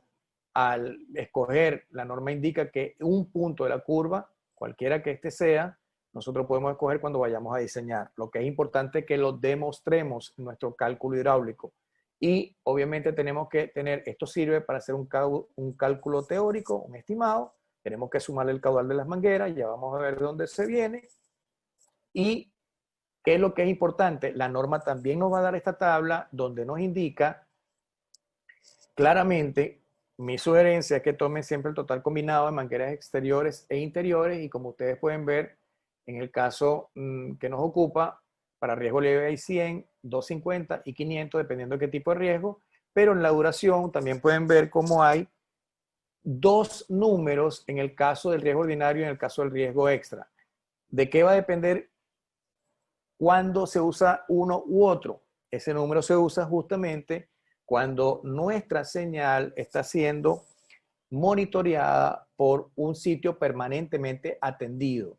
Si está siendo monitoreada por un sitio permanentemente atendido, usamos el número menor, con lo cual nuestro reservorio de agua va a dar sustancialmente más pequeño, por lo menos un 30% en un caso y un 25% en el otro. Caso de almacenamiento, los diferentes tipos de mercancías, de la 1 a la 4 y los plásticos, y simplemente mostrar lo que son cada uno de los tipos de mercancía: 2, 3, 4, plástico A, que existe en la norma una cantidad de información que va a ayudar a tomar las decisiones. Un ejemplo, un árbol de decisiones que está en el capítulo 20, que es el genérico para la parte de almacenamiento. Estas son tablas. Esta tabla es para la asignación de mangueras, distinta a la tabla que tenemos en el caso de riesgo por ocupación. Y aquí podemos ver la asignación de chorro de manguera. Y fíjense en la última columna cómo hay tiempos como de 150 minutos, que son bastante más grandes de lo que tenemos de ocupación. Estamos hablando de 2 horas y media. Entonces, dependiendo de qué tipo de riesgo nos toca o nos ocupa, la tabla nos va llevando en todo el camino que debamos recorrer. Aquí podemos ver, en el caso también de diseño de almacenes, para control modo de densidad área, toda la cantidad de variables que debemos ver. No es tan difícil, lo que sí requiere es concentración. Entonces aquí vemos cómo son los rociadores en control densidad área para un almacenamiento de pallets de madera. La gráfica de abajo, la tabla de abajo, es para CMCA, que es modo específico de control, para los mismos pallets, y el siguiente lo colocamos en azul para los SFR. Entonces, cada una de las tablas, eventualmente podemos más adelante poder hacer algo que pueda estar a la par del requerimiento de lo que se necesita.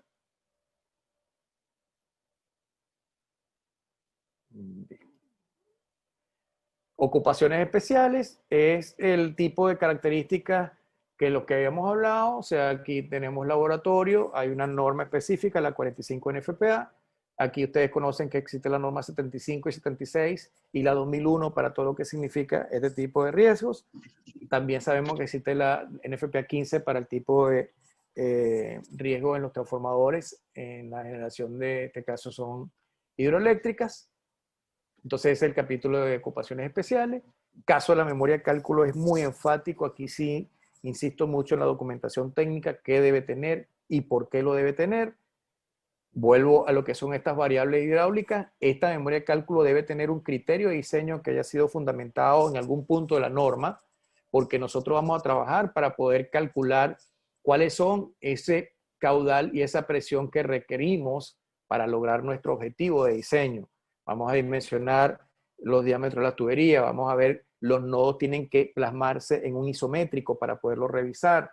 Vamos a tener las especificaciones de todos los equipos que sean listados. Las variables hidráulicas deben ser conocidas en el cálculo para que puedan ser auditables tanto por la autoridad competente como por los pares. y este cálculo no debe salirse de lo que está homologado por NFPA.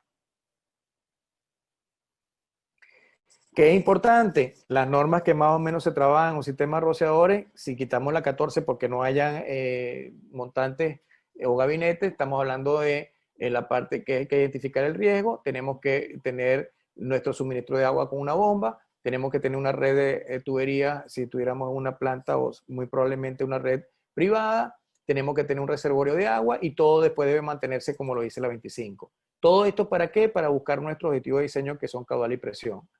Si nosotros entendemos que tenemos la variable hidráulica que vamos a calcular para lograr un objetivo de densidad de descarga en una superficie, vamos a garantizar que el sistema siempre esté bien. Si no lo cuidamos, lamentablemente el sistema no va a funcionar. Esta documentación debe ser bien elaborada, la ingeniería debe entregarse a la autoridad competente y tiene que haber documentos técnicos, hoja de datos técnicos, memoria de cálculo y planos. Después, ahí tiene que estarse mostrando todo al detalle. Estos planos tienen que estar claramente identificados con espaciamiento, con cotas. En la norma hay 47 ítems que tienen que tener todos estos cálculos. Y esos planos y cálculos deben estar tal como lo dice el capítulo 27. Y más aún, hay un certificado de propietario que nos debería llenar. En nuestros países es bien difícil que nos lo firmen, pero en los países desarrollados este certificado del propietario es algo normal, donde el propietario se compromete a que lo que él dice lo va a mantener y no va a modificar el riesgo en esa ocupación. Entonces, nosotros tenemos que, si esta es nuestra área de diseño, tendremos que calcular cuál es el requerimiento en el suministro o en nuestro sistema auditable, demostrable, todo, cuáles son los rociadores, cuál es la geometría del área de diseño, cuáles son los tramos hidráulicos en ese isométrico nodal, las longitudes reales de la tubería, la longitud equivalente de todo lo que son las válvulas y accesorios. Eso nos va a dar una longitud total equivalente, tomar en cuenta los cambios de elevación, estar claro que el área de un rociador es S por L, estar claro en cuál es la densidad de descarga que hemos tomado como decisión, estar claro en el área de diseño, que vamos a decir. Todo esto va a dar una cantidad de cálculos preliminares donde vamos a empezar por calcular cuál es la presión en el rociador más alejado y ella debe ser mayor que 7. No es que vamos a empezar con 7, es que debemos verificar que sea mayor que 7. Y empecemos, si da 12 hay que empezar con 12. No es que ahí hay un error a veces de interpretación. ¿Cómo se aceptan los sistemas? Con lo que estamos hablando. Entonces la autoridad competente o el reasegurador, el par que esté revisando, ¿qué necesita? Una cantidad de información. Para poder aceptar este sistema tenemos que tener los criterios de diseño, tenemos que saber la memoria de cálculos, tenemos que tener los isométricos para poder ver cómo hay que alinear la tubería y la red para que se haga la prueba. Tenemos que estar claro cómo van a funcionar los equipos. Hay que existir toda una ingeniería conceptual y básica, por lo menos. ¿Cuáles son los protocolos de prueba de aceptación inicial? ¿Qué válvulas se van a abrir? ¿Cuál es nuestra entrada y nuestra salida? ¿Y cuál es el protocolo que le vamos a dejar al propietario para que complete las IPM posteriormente? 29 y 30, el 29 a las modificaciones, les comentaba que cuando hay más de 20 rociadores en una modificación, esa parte no debe ser aislada y probada, y cuando hay bajantes también deben ser colocados a la presión del sistema. Y hay algunos requerimientos especiales para tubería seca que están especificados en la norma. Capítulo 30 del sistema marítimo, los protocolos de prueba de aceptación inicial, disculpen, se debe hacer en cada sistema. Hay que verificar que estemos cumpliendo los objetivos de diseño que hablamos y esa documentación técnica tiene que estar aprobada por la autoridad competente. Y recordemos que para el propietario eso va a durar toda la vida útil del sistema. Y luego hay que dar los protocolos de inspección, prueba y mantenimiento, como indica el capítulo 5 de la NFPA 25. Y ustedes ven la edición 2020, donde existen diversos protocolos que deben ser hechos con una frecuencia, tal como ustedes lo ven en esta gráfica, donde se indica el qué, o sea, qué es lo que vamos a hacer, si una inspección, si una prueba o un mantenimiento, con qué frecuencia, si es mensual, trimestral, anual, semestral, etcétera, y la referencia en el punto donde lo indica en la norma para que podamos estudiarlo mejor. También la norma tiene unos anexos, una cantidad de información que es muy importante, son 6 anexos, El A es el típico asterisco, el B hay informaciones basadas en desempeño, el C es cómo se hicieron la prueba para llevar a los fabricantes al desarrollo de esos criterios de descarga que tienen los sistemas rociadores. La D es una referencia cruzada con la NFPA 101, que nos dice dónde pueden haber sistemas rociadores. La E habla un poco de la parte civil de la soportería antisísmica, y la F es donde no existen referencia alguna. Esto es lo que les comentaba de la referencia cruzada. Ustedes pueden ver en la columna negra lo que está en la edición 2016, y ustedes ven, por ejemplo, el 5.3 está borrado, el 5.6 y el 5.6.1 borrado. El 5.6.1.2.1 se convierte en la edición 2019, que es la columna de la derecha, en el 24.14.1, y así sucesivamente. Ven en la columna del medio como el capítulo 6 se ha, digamos, disuelto en varios capítulos, se ha abierto en varios capítulos. Y ven en la parte de la derecha cómo eso que ustedes ven que estaba en el capítulo 6 está entre el capítulo 16 y el capítulo 7. En resumen, lo que podemos decir que la reorganización de esto está fundamentado y deja unos puntos claves muy importantes. Pensar en el suministro de agua, si le sirve de algo, le quisiera dejar este colofón, este cierre: suministro de agua, bomba, tanque, red de agua privada. Esto es fundamental y no debemos olvidarlo. Calcular bien cuál es nuestro reservorio, calcular bien cuál debe ser nuestro sistema de bombeo, seleccionar muy bien cuál es el riesgo, porque de acuerdo a esa selección es que vamos a tener un desempeño. Puede estar equivocado o no, pero la idea es que lo hagamos bien. Luego, el enfoque, el diseño debe estar adecuado. Disculpen el error ortográfico. El enfoque del diseño debe estar adecuado a que no exageremos y hagamos botar dinero, pero tampoco que hagamos un mal diseño y que resulte insuficiente la cantidad de agua, como vimos en la gráfica. Los equipos tienen que estar listados y aprobados. Mucho cuidado con la instalación, a quién se le da la instalación, que demuestre competencia. Recuerden, la documentación técnica de la ingeniería tiene que estar para toda la vida útil, con lo cual debería exigírsele a quienes hacen la ingeniería, por lo menos la ingeniería conceptual y básica, debe estar desarrollada, y nuestra sugerencia es que los instaladores desarrollen los planos de taller, que se denomina en inglés como están en la norma. Lo que sí quiero hacerles ver es que con la ingeniería básica ya puede homologarse para poder ofertar, y que tengamos en cuenta que deben hacerse los protocolos de prueba de aceptación inicial y de la inspección previo mantenimiento. Quedo de ustedes completamente abierto a cualquier tipo. Espero que realmente la información les haya sido, pues, de utilidad, sobre todo agrado, y que de una u otra manera haya satisfecho las expectativas para lo cual hemos compartido esta hora y 10 minutos, 15 minutos. Bueno, Doménico, muchas gracias. Excelente, impecable, clarísimo. Personalmente me encantó la presentación. Veo que a la gente también le está haciendo comentarios. Yo tengo aquí un par de preguntitas para hacer rápidamente, para no extendernos más. También, antes de las preguntitas, como le estaba pidiendo Walter, que por favor participen de la encuesta que hemos confeccionado a través del sitio www.menti.com. Hay que ingresar un código y con eso se puede seleccionar la opción. Simplemente, me permitís, simplemente es un pequeño aporte, una devolución. Nosotros desde Fire and Safety Report, como medio, tratamos permanentemente de actualizar nuestros contenidos y tratar de llevarlos al medio que la audiencia más utiliza. Por eso sería muy importante para nosotros, para poder mejorar en nuestra información hacia ustedes, saber cuáles son las preferencias que tienen con respecto a esta encuesta. Si tienen un segundito mientras escuchamos las respuestas, y si no, lo pueden hacer después, no hay ningún problema porque la encuesta va a quedar abierta. Era eso nomás. Y muchas gracias, Doménico. Excelente presentación. La gran respuesta de la gente de la audiencia ha sido que hemos mantenido de principio a fin la misma cantidad de audiencia. Eso significa la gran atención que han prestado a tu excelente presentación. Muchas gracias. Gracias a ustedes. Bueno, Doménico, vamos para finalizar con este par de preguntitas que he seleccionado de de las que me llegaron por WhatsApp y están muy relacionadas con ponencia. Aquí preguntan si el handbook mantiene la misma estructura que la norma en la versión 2019. Sí, buena pregunta.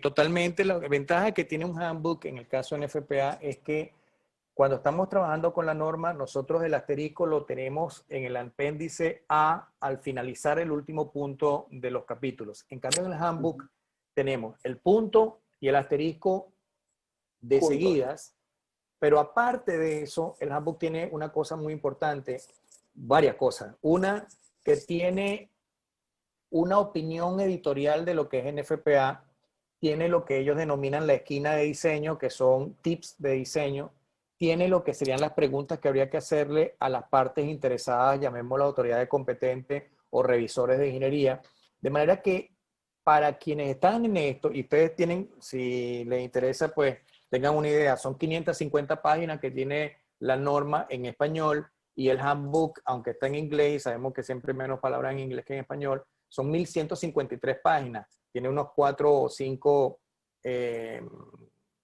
capítulos, no, disculpen, artículos al final, pero quitando eso, lo que les quiero transmitir con esto es que estamos hablando de casi el doble de cantidad de información que tiene la norma que tenemos con el handbook. Entonces, es interesante que quien entendemos que es una inversión, pero fíjense lo que les comentaba antes, se está haciendo el esfuerzo, se están haciendo las traducciones al español, ya salió la traducción, no solamente la 2019 de rociadores, salió la 2019 de la 20, que es la de bombas, salió la 2020 de la 25.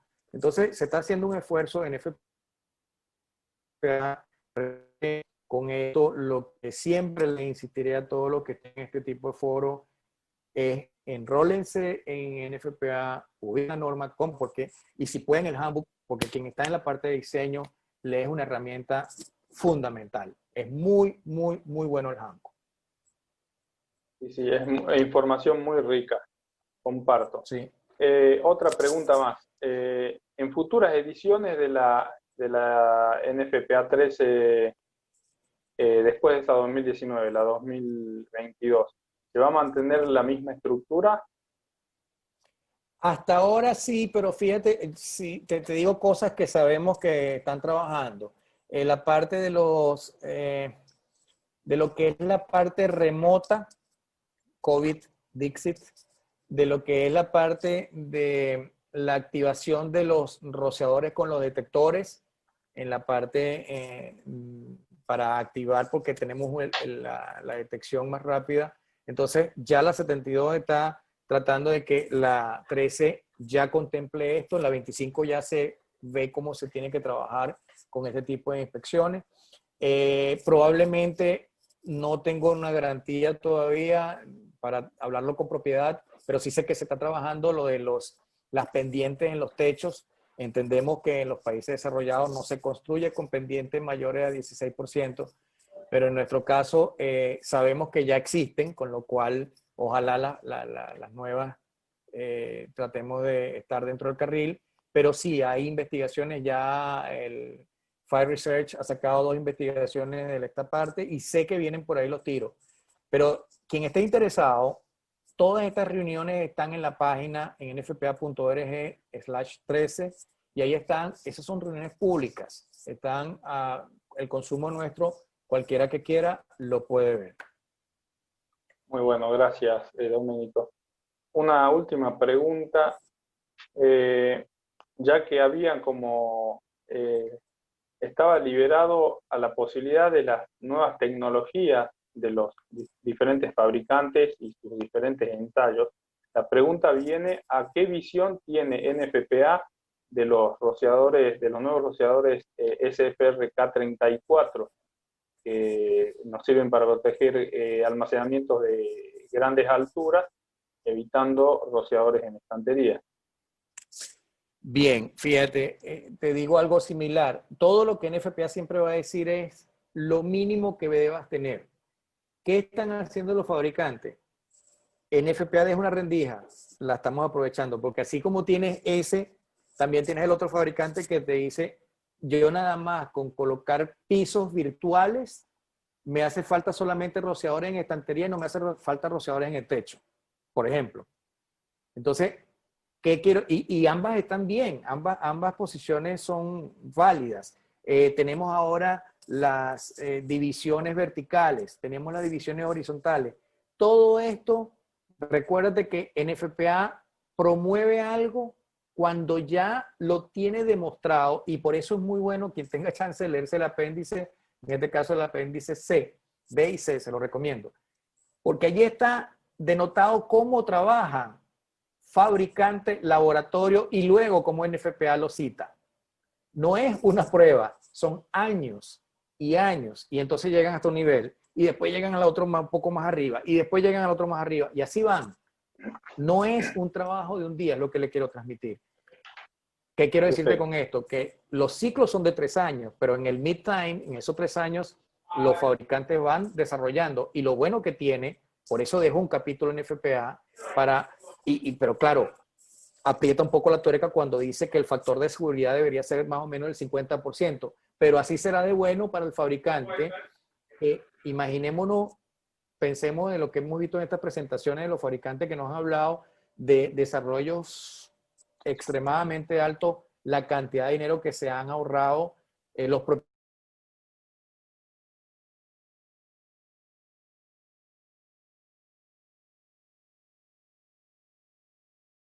Ahora sí, se cortó un poquito la comunicación. Doménico, ¿estás de vuelta? Sí, yo estoy. Ok.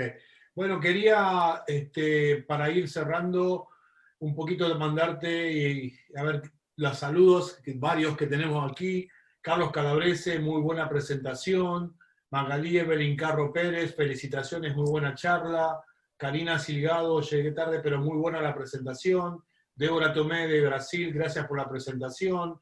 Héctor Salazar Oliveros, excelente información, muchas gracias. Víctor Daniel Torres, un placer, Doménico, muchas gracias. Todas felicitaciones y manifestaciones de que la han pasado muy bien y que han podido aprovechar tu conferencia, Doménico. Siempre a la orden. Es un gusto, es un honor y es un placer compartir con ustedes.